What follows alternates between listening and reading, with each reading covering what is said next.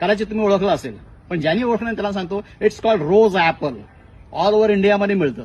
मराठीमध्ये याला लाल जाम म्हणतात. 3 वर्षापूर्वी याचं मी झाड लावलेलं आणि आता या वर्षी मुबलक प्रमाणात झाडं आलेलं. हा ऑगस्ट, सप्टेंबर, ऑक्टोबर हा याचा फ्रुटिंगचा काळ असतो. 15 फूट जवळजवळ हे झाड झालं आता आणि ह्याला ही फळं बघा किती लागली आहेत. भरपूर फळं लागलेली त्याची. हे पहा, ही पहा, ही पहा. Rich source of vitamin C आहे, व्हिटॅमिन ए आहे. व्हिटॅमिन सी, व्हिटॅमिन ए असल्यामुळे इम्युनिटी बुस्टअप चांगल्या प्रकारे होते. छोट्या मोठ्या आजारापासून सुटका मिळते. डायजेशन पॉवर वाढवण्याचं काम करते. स्किनसाठी चांगलं, हेअरसाठी चांगलं, हार्ट पेशंटसाठी तर एकदम प्रिफरेबल आहे. असं हे झाड आहे, असं हे फळ आहे.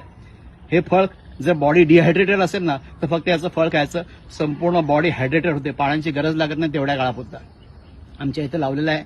ऑर्गॅनिक फर्टिलायझर संपूर्ण वापरतो. कावडंग जास्तीत जास्त.